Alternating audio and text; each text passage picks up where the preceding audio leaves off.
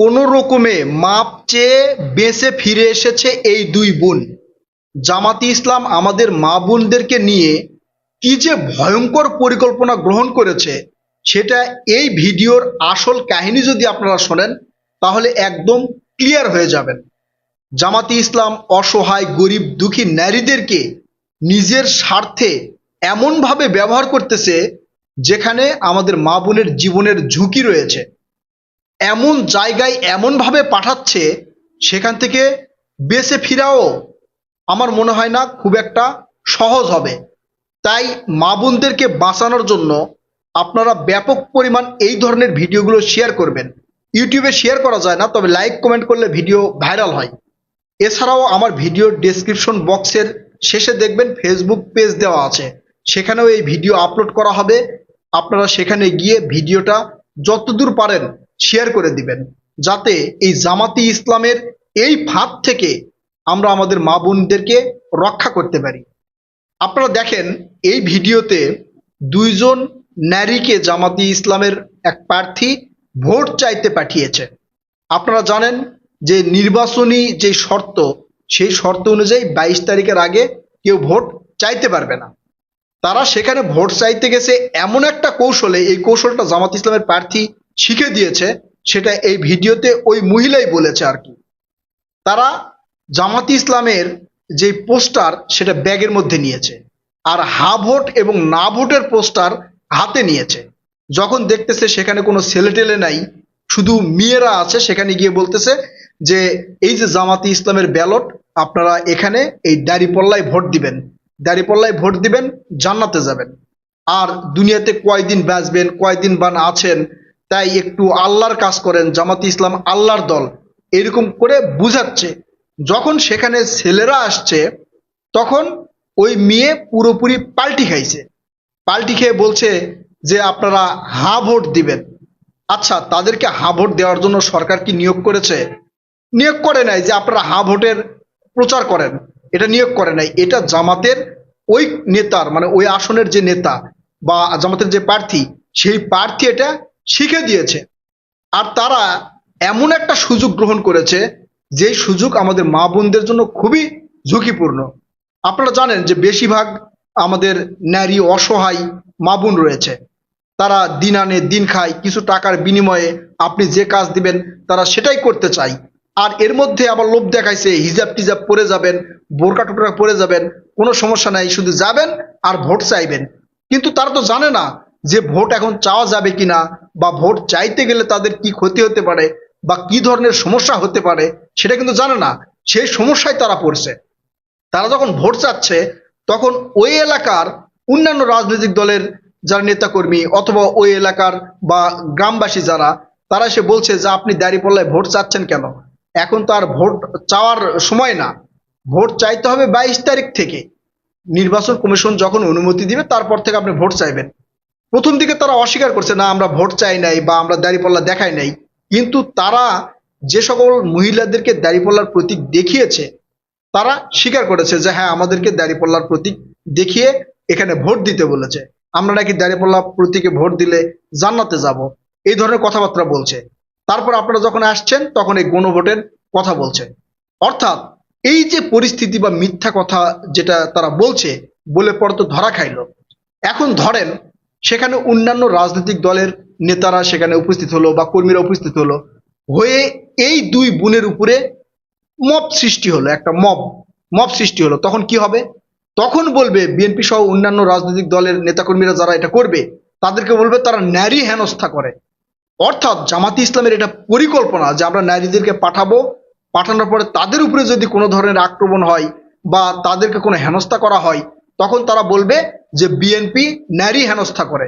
আপনারা কিছুদিন আগে এই যে যোগসু জগন্নাথ বিশ্ববিদ্যালয় নির্বাচনে দেখেছেন যে একজন অপরিচিত নারী বিশ্ববিদ্যালয়ের ভিতরে নির্বাচন হচ্ছে, সেই কেন্দ্রের ভিতরে ঢুকে যেতে চাচ্ছিল। সেই জায়গায় বিএনপির সমর্থিত ছাত্রদল প্যানেলের যে সকল ছাত্র নেতাকর্মী রয়েছিল, তারা তাকে ধরে পুলিশে দিয়েছে। তখন এই জামাত শিবিরের বট বাহিনী ছড়িয়ে দিল কি, যে বিএনপির নেতাকর্মীরা নারী হেনস্থা করছে, নারী হেনস্থা করছে। এবং মিডিয়াতে আসলো যে জামাত সমর্থিত শিবিরের প্যানেলের ভিপি প্রার্থীর স্ত্রীকে কি করেছে, হেনস্থা করে পুলিশে দিয়েছে। আসলে ঘটনা কিন্তু পুরোটাই উল্টো। সেই শিবিরের ভিপি ভিপি প্রার্থী যিনি ছিলেন তার স্ত্রীর নাকি পরিচিত ওই মেয়ে, সেটাও ক্লিয়ার করে বলতে পারে নাই। মাঝে মাঝে বলছে আমি জামাতের, আবার বলছে আমি শিবির সমর্থিত, এটা বলছিল। এই জন্য তাকে ধরে পুলিশে দিয়েছে। কিন্তু রটানো হলো কি, বিএনপি সমর্থিত ছাত্রদল প্যানেলের নেতাকর্মীরা এই যে জামাতের ভিপি প্রার্থীর স্ত্রীকে হেনস্থা করেছে। জামাত এই যে একটা ভয়ঙ্কর পরিকল্পনা গ্রহণ করেছে আমাদের মা বোনদেরকে নিয়ে, তারা নারীদেরকে সামনের দিকে দিচ্ছে। আপনারা দেখেছেন জামাত এই যে নির্বাচন করতেছে, কোনো জায়গায় জামাতের কোনো নারী প্রার্থী আছে? নারী প্রার্থী নেই। এই সকল নারীদেরকে তারা টাকার বিনিময়ে ভাড়া করতেছে, ভাড়া করে তারা পাঠিয়ে দিচ্ছে তাদের ভোট চাওয়ার জন্য। যে কোনো ধরনের একটা অপ্রীতিকর ঘটনা ঘটবে, তারা এটা ফুলিয়ে ফাঁপিয়ে কিছু মিডিয়াকে হাত করে ছড়িয়ে দেওয়ার চেষ্টা করবে। এছাড়াও সোশ্যাল মিডিয়ায় জামাতের যে বট বাহিনী রয়েছে, এই বট বাহিনীগুলো এটা ব্যাপকভাবে ছড়িয়ে দিবে, একবারে তিলকে তাল বানিয়ে সত্য কথা গোপন রাখবে। ধরেন আপনার বোন বা আমার বোন, আপনার মা বা আমার মা কিছু টাকার বিনিময়ে এই জামাতের এই প্রচারে গেল বা এইভাবে প্রচার করতে গেছে, যাওয়ার পরে একটা মব সৃষ্টি হয়েছে। তখন আপনি কি করবেন? তখন আপনি বলবেন যে যারা করবে, হোক সেটা বিএনপি বা অন্যান্য রাজনৈতিক দলের, বলবে তারা এই মব সৃষ্টি করে, নারী হেনস্থা করে। এইটা যখন বলবে তখন ওখানকার যে সকল ভোটাররা আছে সেই ভোটাররা বলবে তাই তো, আমাদের চোখের সামনে নারীদের হেনস্থা করতেছে।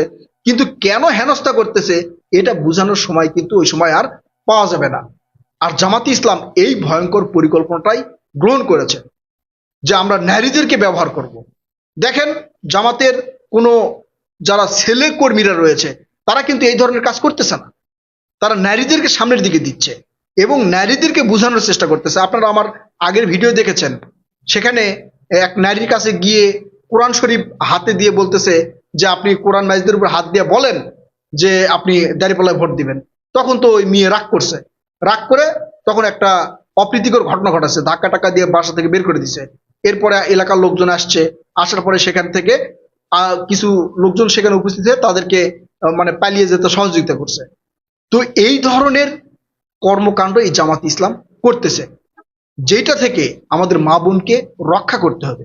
যদি আমরা সচেতন না হই, আমাদের মা বোনকে রক্ষা না করি, তাহলে ভয়ঙ্কর বিপদ আমাদের সামনে অপেক্ষা করতেছে। আল্লাহ না করুক আমার মা বোন বা আপনার মা বোন লোভ লালসায় পড়ে হোক বা জামাতের এই যে মিথ্যা মানে জান্নাতের কথা শুনেই হোক, ইসলামিক কথা শুনেই হোক, তাদের পক্ষে এই ধরনের প্রচারণায় যদি যাই তাহলে কি অবস্থা হবে চিন্তা করেন। সেখানে একটা মব সৃষ্টি হলে আপনি আপনার মা বোনকে হারাবেন, আমি আমার মা বোনকে হারাবো। তাই খুবই সতর্কতার সহিত এইসব বিষয়গুলো দেখতে হবে। এবং যদি এই ধরনের কোনো ঘটনা ঘটে বা আপনার এলাকায় বা আমার এলাকায় হয়, তাহলে আপনারা ছেলেরা না, নারীদেরকে দিয়েই তাদেরকে ওখান থেকে সরিয়ে দিবেন, অথবা পুলিশের কাছে দিবেন, প্রশাসনের কাছে দিবেন। না হলে জামাতি ইসলামের এই ভয়ঙ্কর পরিকল্পনা থেকে আপনার মা বোন বা আমার মা বোন বেঁচে ফিরতে পারবে না।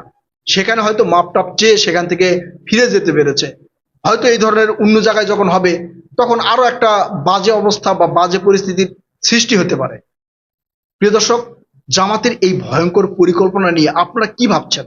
আপনারা আপনাদের মূল্যবান মতামত কমেন্ট করে জানাবেন। আবারও বলছি, ভিডিওটা শেয়ার করে দিবেন, ভিডিওতে লাইক কমেন্ট করবেন। এছাড়াও আমার ফেসবুক পেজে গিয়ে ভিডিওটা শেয়ার করার চেষ্টা করবেন, যাতে আপনার মা বোন আমার মা বোন এই সকল ভয়ঙ্কর পরিকল্পনা থেকে বাঁচতে পারে। প্রিয় দর্শক, কথা হবে নতুন কোনো ভিডিওতে। ততক্ষণ পর্যন্ত সুস্থ শরীরে ভালো থাকবেন ইনশাআল্লাহ। আল্লাহ হাফেজ।